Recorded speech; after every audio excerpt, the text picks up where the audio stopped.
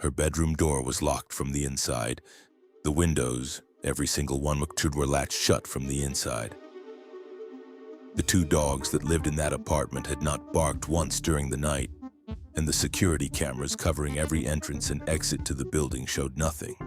No one entering, no one leaving, not a shadow.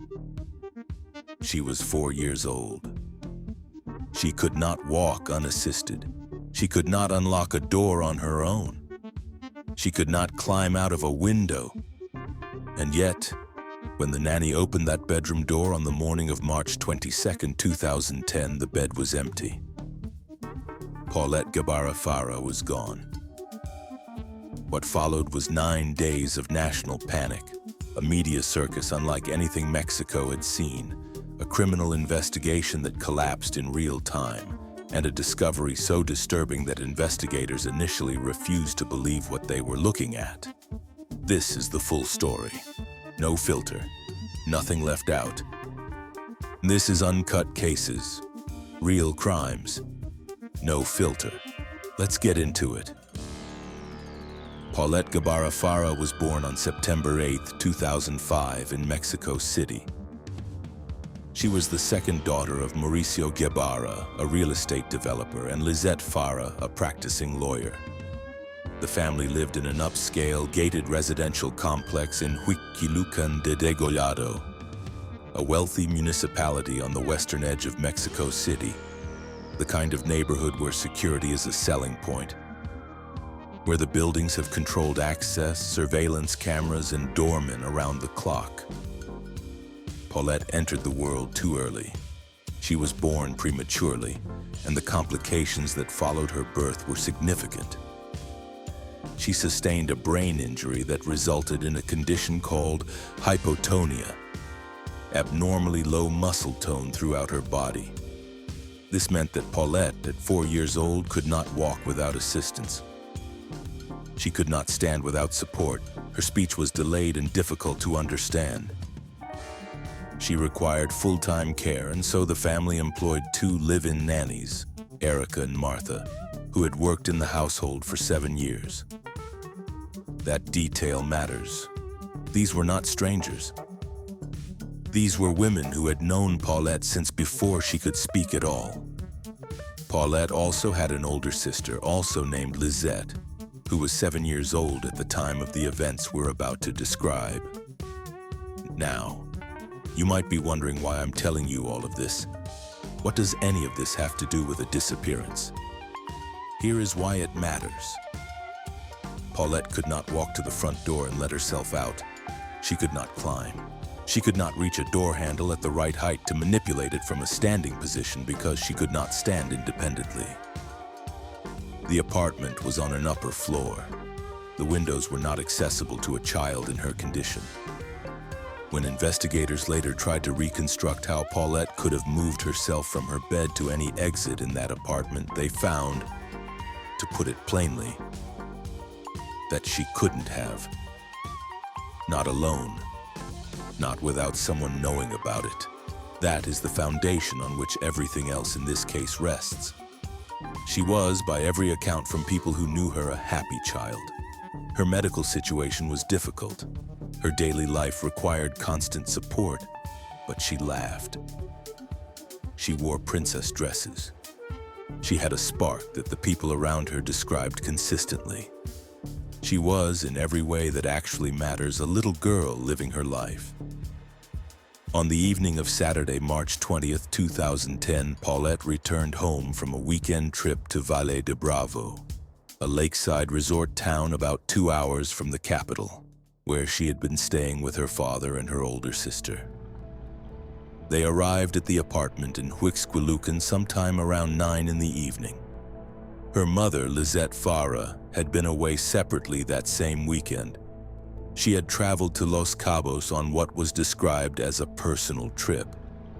She returned to the apartment that same Saturday night. According to the mother's account, she tucked both daughters into bed. She said goodnight. She closed the door.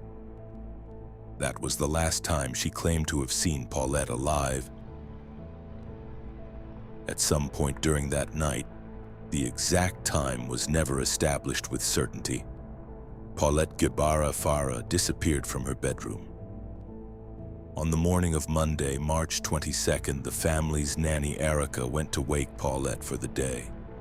She opened the bedroom door. The bed was empty, the sheets were disturbed, but not dramatically so. Paulette's shoes were still by the door, both of them exactly where they had been left the night before. The window in the room was latched from the inside. The door showed no signs of forced entry from either direction. Erica called out. She checked the bathroom. She walked through the apartment. Nothing. She went to Lizette Farah and told her that Paulette was not in her room. What happened in the next few minutes is described differently depending on who you ask. What we know is that a search of the apartment was conducted, then a search of the building common areas, and that at some point Mauricio Gebara was contacted by phone. He called his sister. His sister contacted the municipal authorities in Huixquilucan. Within hours, the response was extraordinary. The mayor of Huixquilucan personally notified the state attorney general of Mexico State, Alberto Bazbaz Sacal. 30 investigators were assigned to the case by the end of that first day. The building's surveillance footage was pulled and reviewed frame by frame. The footage confirmed what the physical evidence already suggested. No one had entered or left the building with Paulette. The cameras hadn't been tampered with. The timestamps were intact. There was simply no footage of her leaving, because, as far as the cameras were concerned, she never did. The story went national almost immediately. Paulette's photograph appeared on billboards across Mexico City within 48 hours. Her face was printed on flyers that were distributed across the metropolitan area. It appeared on buses. It appeared on the front pages of every major newspaper in the country. Her aunt posted the information to social media, and it spread faster than anything the family could have anticipated.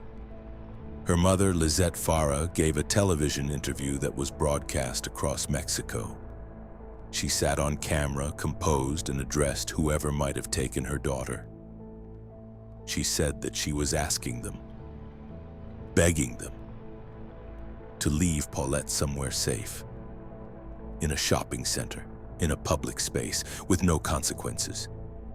Mexico watched, Mexico waited, and Mexico started to ask questions about the mother.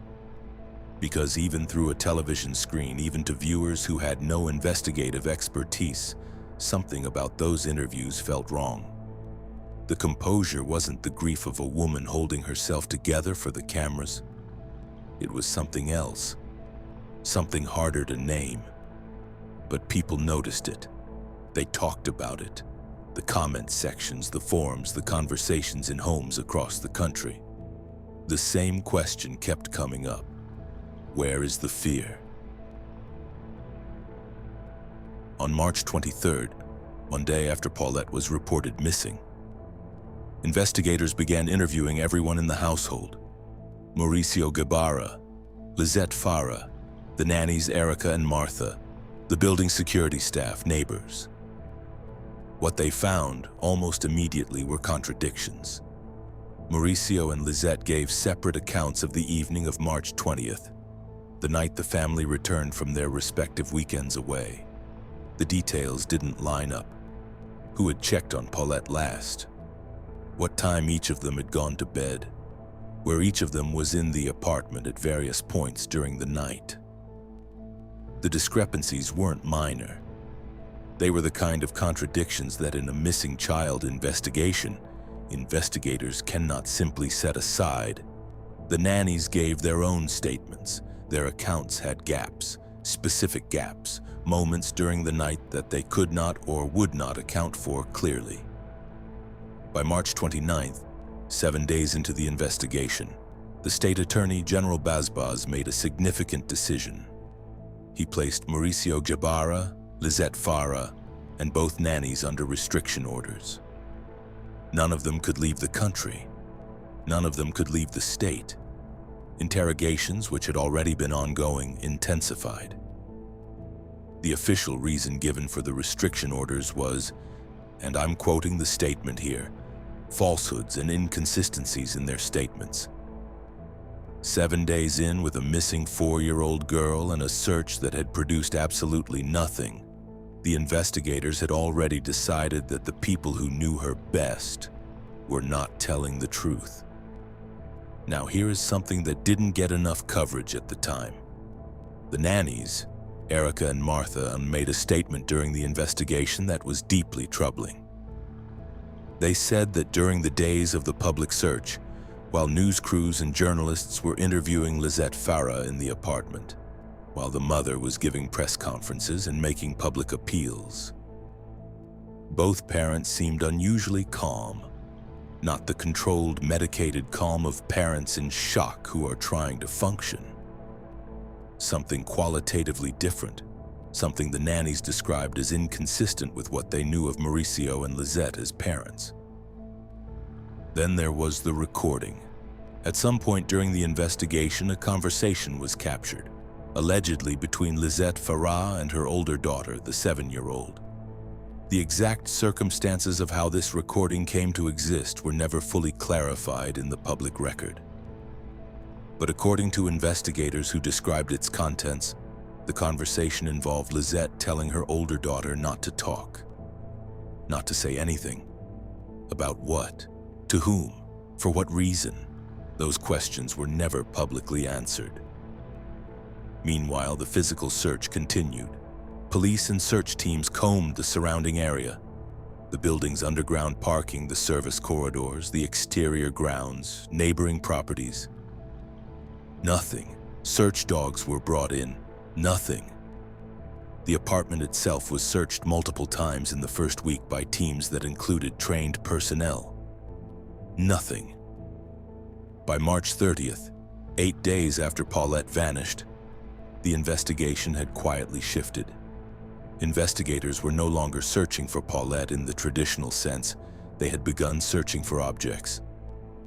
Specifically, large bags or suitcases that might have been removed from the apartment, items of clothing, anything that could suggest that something had been transported out of that residence in the days after March 22nd. What this tells you, if you are listening carefully, is that by day 8, at least some investigators had already concluded privately that Paulette was not missing, that she had never left the building, that she was somewhere inside it. On March 31st, 9 days after Paulette was reported missing, a maintenance worker entered the apartment for an unrelated reason. He detected an odor. He followed the odor to Paulette's bedroom. Her body was found wrapped in sheets tucked between the mattress and the footboard of her own bed. The same bed that her mother had given television interviews sitting on. The same room that had been searched, according to official records, by over 100 people, including trained search and rescue personnel and dogs, over the course of 9 consecutive days. She had been there the entire time. Alberto Basbas held a press conference within hours of the discovery. He called it a homicide. He named Lizette Farah as the sole suspect. He said, in front of cameras on the record, that he had no doubt about what had happened in that apartment. A psychiatrist from the Attorney General's office was brought forward to provide a profile. She described Lizette as highly intelligent, capable, cold in affect, and showing no observable emotional attachment.